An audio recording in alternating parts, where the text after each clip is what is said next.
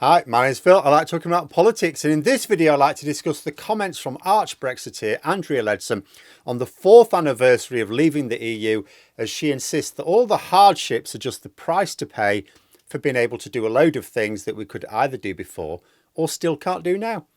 Great. But first, if you'd like to be notified of daily news and politics, please subscribe to the channel.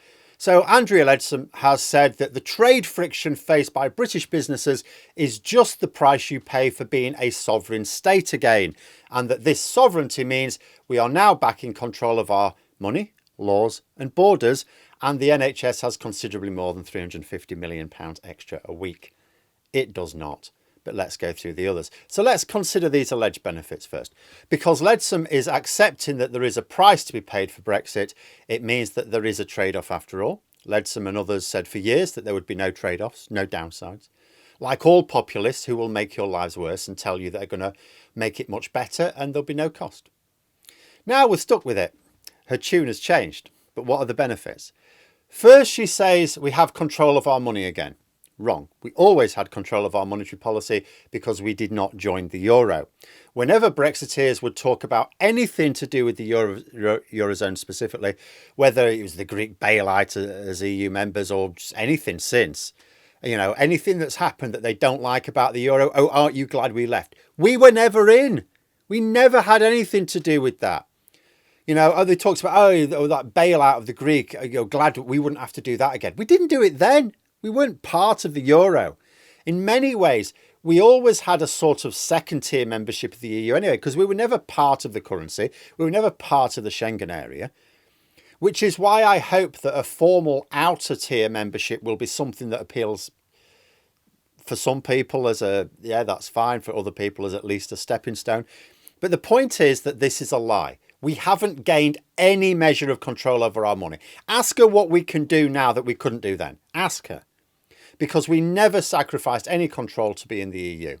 It is possible that she means we dodged the EU tax avoidance directives, but that is about rich people being able to avoid paying taxes. It's of no benefit to either governments, because they're losing money out of it, or ordinary citizens, because our government's losing money which would otherwise be spent on public services.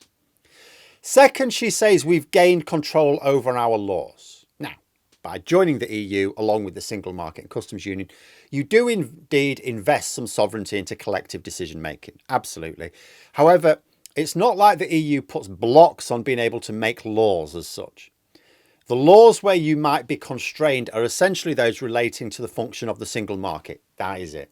So consumer protections, worker rights, standards for goods and services, health and safety standards, environmental protections, all of the things which are popular with the general public.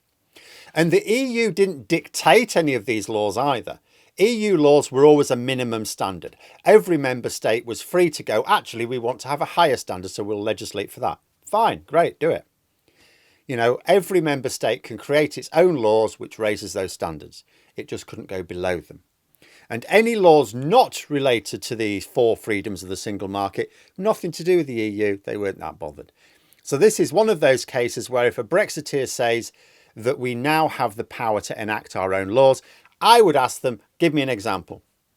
Give me an example of a law that we can enact now that we could not as EU members, because they won't answer. And why not? Because the only laws that a UK government can enact now that it could not as an EU member would be one that lowers our standard of living or rights.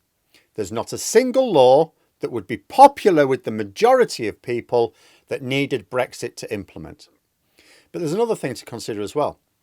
You may say, well, okay, but we still get to decide those laws relating to trade. We might not like those trade laws. That's something, isn't it? More sovereignty? No. As the past few years have shown us, we're still adopting laws in order to align certain standards with the EU anyway. We're still basically adopting EU laws right now. Not because we have to, but just out of some sense of pragmatism, so the economy doesn't go completely down the toilet. Because if our standards are different to our export markets, the export market carries out checks in proportion to the level of risk, which is directly related to the level of divergence. So, you as a company will, as a producer, a manufacturer, will produce something that meets the standards of the market you're exporting to. But that market doesn't know that. It'll go, well, hang on a minute, your country allows you to build to lower standards.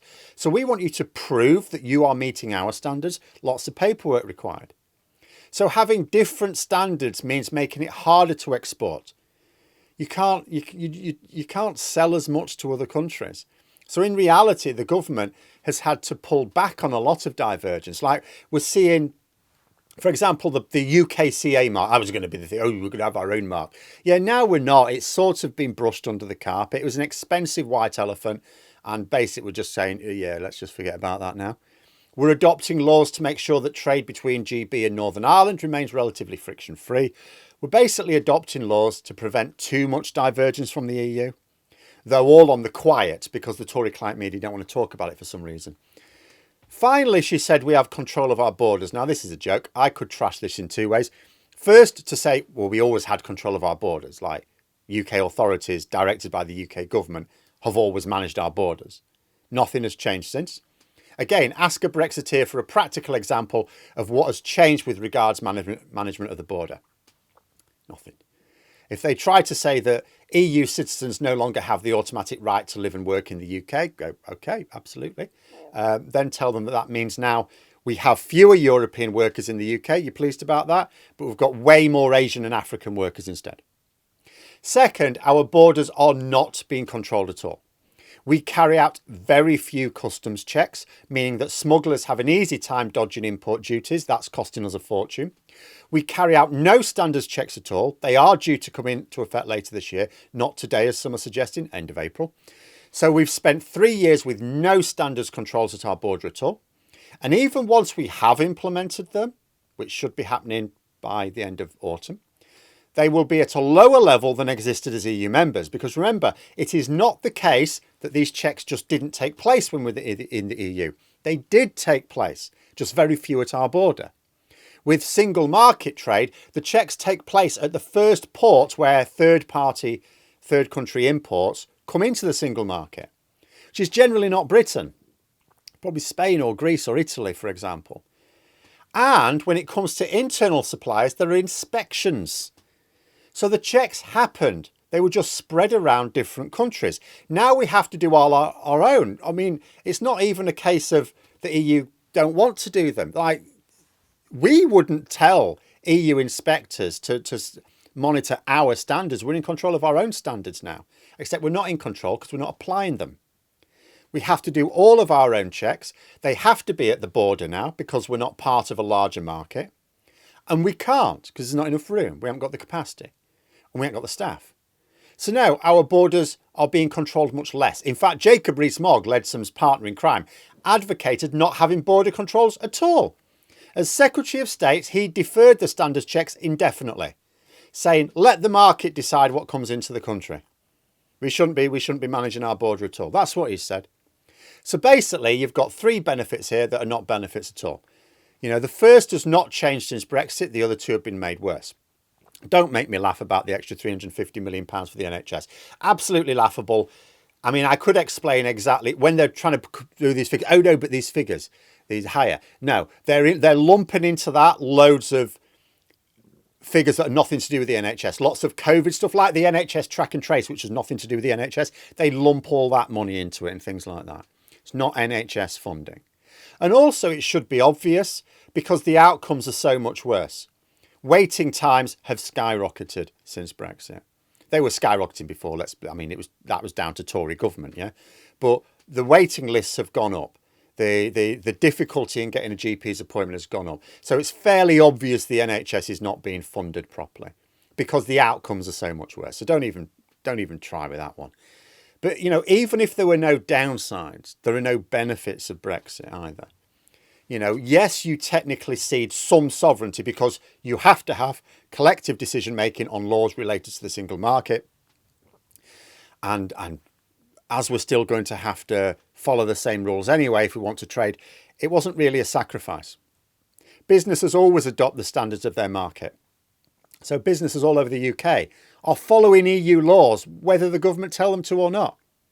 It's just that if our laws were the same, they wouldn't have to prove that they're meeting the standards of their export market with the paperwork. And there are downsides. Leadsom admits to downsides. There's trade friction. She acknowledges that. She suggests that businesses simply adapt. Johnson did that all the time. Oh, they just need to adapt. How do they need to adapt? Oh, that's up to them. Now, Leadsom is more helpful. She has a practical suggestion. That's nice. She advises that businesses simply stop buying from Europe. Right then. So we stop buying food then. That's what we do, is it? Because remember, there's not exactly a glut of food production, even globally. And, you know, getting fresh food in from 12,000 miles away is a little challenging. So she is suggesting that we stop buying food from our own entire continent, which is a large global producer of food, and try and get it from what? The rest of the world that's already struggling to feed itself? And as for other goods, like even if there were suppliers elsewhere in the world, which there are not, because there isn't a glut of manufacturing outside of Europe either, she's advising we swap a supplier from Europe on our doorstep with one in Africa or Asia or North America or South America, with higher transport costs and greater transport times. Swapping a supplier who used to be able to supply your business within 2 days, 2-day turnover, for one that will take at least 6 weeks. And that is to say nothing of the extra cost of transport, because the cost of fuel has been increasing in recent years. Remember, this is the cretin who tried to tell the former head of the World Trade Organization how world trade works. She is actually at a time of global instability where oil supplies are a big factor and even shipping lanes are under attack, is advising us to stop buying from Europe and buy from further afield. And yet nowhere near enough of the public realise that they've been sold down the river by imbeciles who know nothing. And do you know what? They don't care that they know nothing. Happy 4th anniversary of National Shooting Yourselves in the Face Day. But there we are. Those are my thoughts. Let me know yours in the comments below. Hope you found the video interesting. If you did, please click the like button. And if you'd like to support the channel further, the join button for memberships. And until next time, I'll see you later.